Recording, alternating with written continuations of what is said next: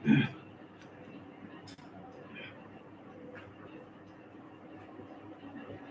Students, आज हम आप बताएंगे हीरोन्स फार्मूले के इम्पोर्टेंट क्वेश्चंस कैसे होते हैं। हीरोन्स फार्मूला, सबसे पहले आप याद रखो हीरोन्स फार्मूला क्या होता है।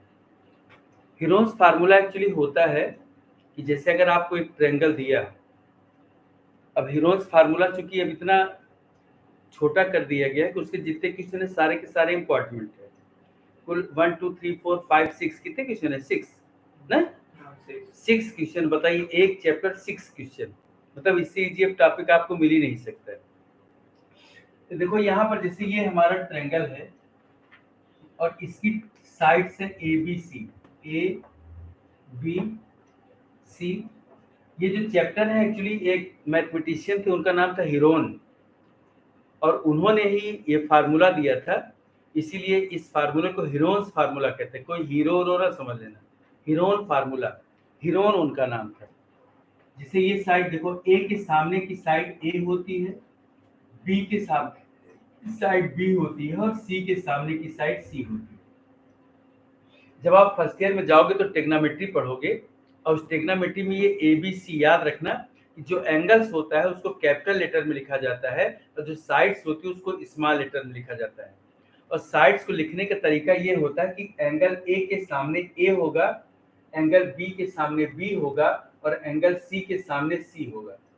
ये ए बी सी आपका स्मॉल लेटर में होगा और एंगल ए, एंगल बी और एंगल सी आपका कैपिटल लेटर में होगा। ये चीज याद रखना। तो यहाँ पर हम सबसे पहले निकालते हैं एस। एस होता है सेमी पेरीमीटर। ये बहुत पूछा जाता है, जैसे मान लीजिए कभी ओरल टेस्ट आपसे हो रहा है तो आपसे पूछा जाएगा व्हाट इज एस, आप कहोगे sir S is the semi perimeter. अब पूछेंगे सेमी पेरीमीटर क्या होगा, तो आप कहोगे सर तीनों साइड को ऐड करके अपान 2 कर देंगे, मतलब a plus B plus C upon 2 कर देंगे। इसको कहते हैं सेमी पेरीमीटर। ये सेमी पेरीमीटर होता है। तो सबसे पहले तो आप सेमी पेरीमीटर निकालोगे। एमसीक्यू में एक क्वेश्चन और आता है कि what is the will be the semi perimeter. Semi perimeter क्या होगा, तो आपको सेमी पेरीमीटर बताना पड़ेगा। Semi perimeter is equal to a plus B plus C upon 2। अब देखिए बात आई, जब एस आपका निकल जाता है तो एरिया का फार्मूला होता है area is equal to under root S, S minus A, S minus B और एस माइनस सी। यहाँ पर ए बी सी जो है ये साइड्स ऑफ द ट्रायंगल है। अब एस में से चाहे आप पहले ए को माइनस करो, चाहे आप बी को माइनस करो, चाहे आप सी को माइनस करो, आपका ट्रायंगल का एरिया आ जाता है। जो वैल्यू यहाँ पे दिया गया उसी वैल्यू पे आपको कंसंट्रेट करना है कि तीनों साइड आपकी होनी चाहिए। अब इसमें जो सबसे इंपॉर्टेंट क्वेश्चन होता है वो ये होता है कि अगर आपको ट्रायंगल के दो साइड दिए हों और पेरीमीटर दिया हो और ट्रायंगल का एरिया फाइंड करना हो, एक क्वेश्चन 3 मार्क्स से कम का नहीं आता। एक क्वेश्चन होता है जिसमें रेशियो दिया हो, पेरीमीटर दिया हो और एरिया निकालना हो, 2 क्वेश्चन हो गया। तीसरा क्वेश्चन आता है कि कोई फिगर बना हो, उस फिगर के बेस पे आपको ट्रायंगल या क्वाड्रिलेटरल का एरिया फाइंड करना हो, तो वो फिगर आ जाता है। बस इतना आपको करना है। इसकी लाइट अपने आप से बड़ी अच्छी तेज हो गई, अभी तक बहुत कमजोर। अब देखो यहाँ पर पहला क्वेश्चन हम आपको बता रहे हैं, मतलब सबसे ज्यादा आने वाला क्वेश्चन है कि find the area of equilateral triangle using Heron formula. Question सुन लीजिए ध्यान से। Find the area of equilateral triangle using Heron formula, मतलब आपको अंडर रूट 3/4 साइड स्क्वायर नहीं लगाना है। एरिया ऑफ इक्विलेटरल ट्रायंगल होता है रूट 3/4 साइड स्क्वायर, लेकिन यहाँ पर आपको डायरेक्ट फार्मूला, यही फार्मूला आपको डिराइव करना है। समझ लो कि डिराइव करना है, कैसे करोगे, जैसे ये हमारा ट्रायंगल है, ये इक्विलेटरल ट्रायंगल है, एबीसी हमारा इक्विलेटरल ट्रायंगल है। ये क्वेश्चन हम कई बार आपको बता चुके हैं, फिर से बता रहे हैं। अब देखो ये साइड ए है, ये साइड बी है और ये साइड सी है। लेकिन जब इक्विलेटरल ट्रायंगल है तो हमारी तीनों साइड ए हो गई। देखो ए और ए, क्योंकि ये इक्विलेटरल ट्रायंगल है। जब इक्विलेटरल ट्रायंगल है तो तीनों साइड हमारी इक्वल हो गई। अब हमको इसका एरिया फाइंड करना है यूजिंग हीरोन फार्मूला। वैसे फार्मूला क्या होता है, फार्मूला होता है रूट 3/4 साइड स्क्वायर। ये फार्मूला है साइड स्क्वायर। याद रखना है यहाँ पे रूट केवल 3 पर है, 4 पर नहीं है। रूट 3/4 साइड स्क्वायर, यही चीज आपको डिराइव करना है। मतलब यही आंसर है और यही आपको फाइंड करना है यूजिंग हीरोन फार्मूला। अब देखो यहाँ पर मैंने कहा कि जब भी तुमको फार्मूले का सबसे पहले आप सेमी पेरीमीटर निकालोगे S is equal to A plus B plus C upon 2। अब यहाँ पर ए बी सी तीनों ए ही है तो हमने तीनों की जगह पे ए रखा क्योंकि इक्विलेटरल ट्रायंगल है। ये हो गया आपका देखो 3a अपॉन 2, ये हो गया। अब आपको एरिया फाइंड करना, ये एस का वैल्यू है और यहाँ पर ए बी सी आपकी साइड है और उन तीनों साइड की जगह पर केवल आपको ए यूज करना है, बस ये चीज ध्यान रखना है। अब देखो लिखोगे area is equal to under root S minus A S minus B और एस माइनस सी। बिना फार्मूला लिखे आप कुछ भी आगे बढ़ोगे नहीं, पहले आप फार्मूला लिखोगे। हाफ मार्क्स आपका इसी पे हो गया। A is equal to under root S का वैल्यू क्या है 3a अपॉन 2, ये देखो 3a upon 2, S minus A 3a upon 2 minus A, फिर 3a अपॉन 2 माइनस ए, फिर 3a upon 2 minus A, 3a upon 2 minus A, ये 3a upon 2 3a upon 2 minus A, 3a upon 2 minus A, 3a upon 2 minus A, ये area का formula है। सारे value मैंने put up कर दिया। अब यहाँ पे देखो 3a अपॉन 2 में से a जब माइनस करोगे तो a अपॉन 2 आएगा। वो a अपॉन 2 जनरली बच्चे समझ नहीं पाते कि a अपॉन 2 कैसे आएगा, तो देखो हम माइनस करके आपको दिखा रहे हैं, यहाँ पे समझे रहिएगा। देखो 3a अपॉन 2 माइनस a, तो माइनस a है तो a अपॉन 1 कर दीजिए। 2 और 1 का एलसीएम निकालिए तो 2 होगा। 1 में 3a का मल्टीप्लाई करो तो 3a हो गया, 2 में a का मल्टीप्लाई करो 2a हो गया, 3a minus 2a is equal to a upon 2।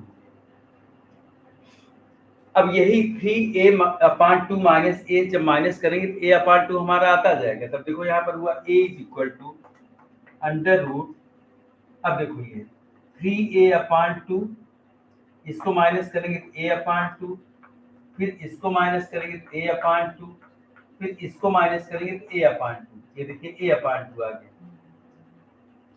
अब क्लियर करिए आपकी बात क्या आई यहाँ पे। अब यहाँ पर देखो a अपॉन 2 और a अपॉन 2 का एक पेयर बन गया और a अपॉन 2 का एक पेयर बन गया। जब स्क्वायर रूट रहता है तो जिसका पेयर बन जाता है उसको हम बाहर कह देते हैं। अब देखो यहाँ पे हम लिख रहे हैं a इज इक्वल टू, ये अंडर रूट 3 का पेयर नहीं बना तो वो ऐसे रहेगा। a इज इक्वल टू देखो a अपॉन 2 बाहर हुआ, फिर a अपॉन 2 बाहर हुआ और जो रूट 3 है ये 3, ये देखो रूट के अंदर दिया है फिर रहेगा ऐसे रूट 3। जब इसको मल्टीप्लाई करेंगे तो क्या area is equal to a square upon 4 root 3। अब हम क्या करते हैं, जो नंबर है नंबर को नंबर के साथ ले लेते हैं, लाइक टर्म से एक साथ ले लेते हैं, तो देखो हो गया area is equal to a square और ये रूट 3 अपॉन 4। ये अब हम लोगों के मैथ के लिखने का एक तरीका होता है कि हम लोग नंबर को पहले लिखते हैं, वेरिएबल को बाद में लिखते हैं। आप लिख चाहे जिसको सकते हो, लेकिन अच्छा नहीं लगता। एक आदमी कहता है ना कुछ चीजें ऐसी होती है जो अच्छी नहीं लगती है, तो लिखने का एक सिस्टम बना दिया कि हम जो है लिखते हैं। अब हम लिखेंगे एरिया, तो हम लिखेंगे area is equal to root 3 upon 4, number को पहले लिख दिया और a स्क्वायर को बाद में लिख दिया। ये हमारा एरिया का फार्मूला बन गया। अब अगर ये क्वेश्चन आपके पास आता है तो 2 नंबर से कम का क्वेश्चन नहीं आएगा, जबकि देखो कितना इजीली आप इसको सॉल्व कर सकते हो। If the sides of the equilateral triangle is A, या sides of the equilateral triangle side अगर दिया है A है तो इसके मतलब तीनों साइड आपकी A होगी। जब तीनों साइड आपकी A होगी तो आपको इक्विलेटरल ट्रायंगल का area using the Heron formula अगर निकालना हो तो आप इसी मेथड से सॉल्व कर देंगे, आपको पूरे के पूरे नंबर इस पे मिलेंगे। चलिए अगला क्वेश्चन बोलो बेटा क्या है। Question 1, a traffic signal board, नहीं ये हो गया, यही था। find the area of a triangle, two sides of which are 18 centimeter। अब देखो बहुत अच्छा क्वेश्चन है ये।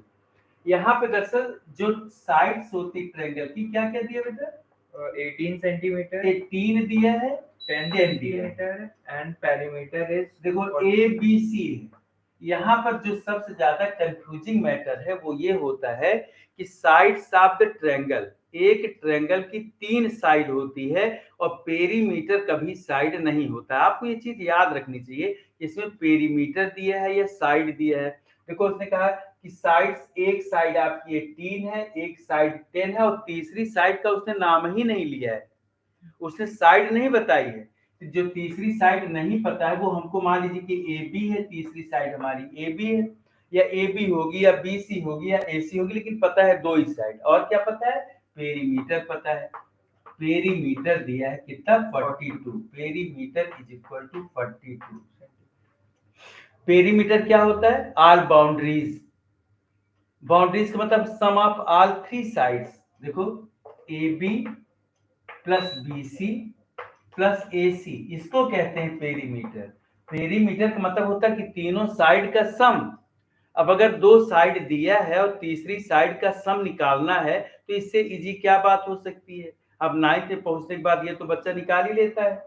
अब यहाँ पर देखो ए बी का वैल्यू आपको फाइंड करना है, बी सी का वैल्यू 18 है और ए सी का वैल्यू 10 है, इज इक्वल टू 42 हो गया। अब यहाँ पर देखो A B plus 28 is equal to 42 हो गया। अब A B is equal to हो गया 42 माइनस 28। अब ए बी का वैल्यू आ जाएगा 14, ये देखो ए बी हो गया 14, अब ये वैल्यू आपकी 14 होगी। अब ये सब सेंटीमीटर में है, 14 सेंटीमीटर, 18 सेंटीमीटर, 10 सेंटीमीटर। ये मीटर में भी हो सकता है और सेंटीमीटर में भी हो सकता है। अब आपको फाइंड क्या करना है? Area. You have to find the area of the triangle. Area of the, अब देखो यहाँ पे 14 मैंने निकाल दिया। अब इतना कैलकुलेशन तो आपने केवल ये किया, सिंपल सा अगर लॉजिक समझो, 18 और 10 को ऐड करके 42 में से माइनस कर दो, 14 आ गया, बस इतनी सी बात है। दो साइड को ऐड करके पेरीमीटर में से माइनस कर दो, तीसरी साइड आ जाएगी। अब देखो तीसरी साइड भी आ गई आपकी। अब आपको, अब देखो तीनों साइड हमको पता चल गया, तीनों को अगर ऐड करो तो देखो 42 हो जाएगा। अब आपको फाइंड क्या करना है? एरिया। एरिया के लिए सबसे पहले निकालोगे S, S is equal to A plus B plus C upon 2। अब अगर दिमाग लगा लें तो भैया तो 42 दिया था तो 42 अपॉन 2 कर दो तो 21 आ गया।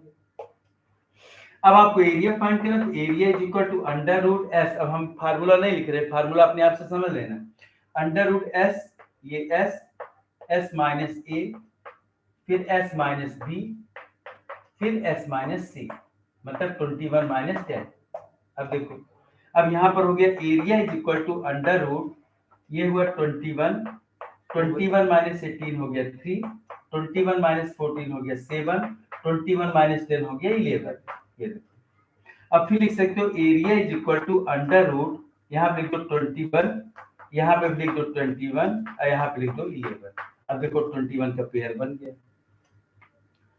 अब आप चाहे 21 को लिखते 7 इंटू 3, 3 का पेयर बनाते, फिर 7 का पेयर बनाते। और अगर आप जल्दी से माइंड आपका चल रहा है तो 7 इंटू 3 कर दो, 21 हो गया। 21 दो बार हो गया, दो बार हो गया तो उसका पेयर बन गया। जब पेयर बन गया तो हो गया 21 रूट 11।